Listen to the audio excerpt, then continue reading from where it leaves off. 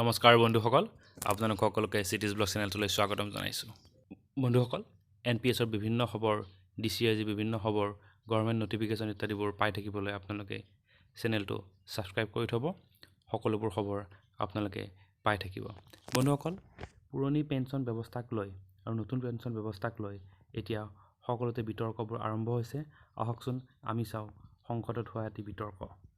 साथ मेरा कट जाएगा, मुझे किसी पर निर्भर नहीं रहना पड़ेगा। और इस वर्तमान युग में हम बुजुर्ग लोगों की हालत देख रहे हैं, वृद्धाश्रम की जो संख्या बढ़ती जा रही है वो इस बात का प्रमाण है कि बुजुर्गों के साथ अत्याचार हो रहा है। अध्यक्ष महोदय, 2004 से पहले सरकारी कर्मचारियों को जब वो रिटायर होते थे तो उसको GPF प्लस ग्रेच्युटी का 20 लाख रुपया एक मुश्त मिलता था और उसके बाद में उसके बेसिक वेतन का 50% और अन्य लाभ सहित उसको पेंशन के रूप में जीवन भर मिलता था। लेकिन 2004 के बाद से जो कर्मचारी नियुक्त हुए उनको नई पेंशन स्कीम में डाल दिया गया और उस पेंशन स्कीम के अंदर 10% प्रत्येक महीने सैलरी का कर्मचारी का कटता है और 10 सरकार जमा कराती है और उसे सरकार NSDL कंपनी में जमा करा देती है।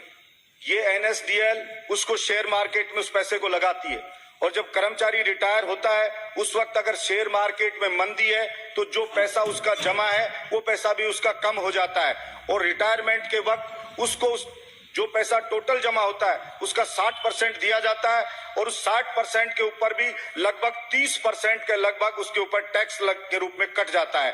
40% जो बचता है वो शेयर मार्केट में रहता है, उससे जो प्रॉफिट होता है वो उसको पेंशन के रूप में दिया जाता है।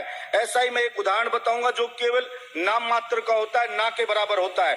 ऐसे ही एक पैरा टीचर जो थी वो प्रबोधक के रूप में नियुक्त हुई, स्थायी हुई। वो 60 साल उम्र होने पर जब 17 में रिटायर हुई उसके बाद से उसको पेंशन मिल रही है लगभग 1000 रुपए महीने के लगभग मिल रही है, जो ना के बराबर एक गैस का सिलेंडर भी उसका आता नहीं है।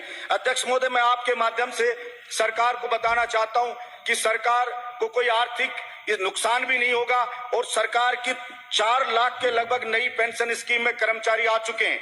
अगर सरकार पुरानी पेंशन स्कीम लागू करती है तो सरकार को प्रत्येक महीने जो जमा करता 10% कर्मचारी का लगभग 2035 से 40 तक सरकार को 200 करोड़ रुपया का फायदा प्रत्येक महीने होगा, यानी 2500 करोड़ रुपया सरकार को मिलेगा।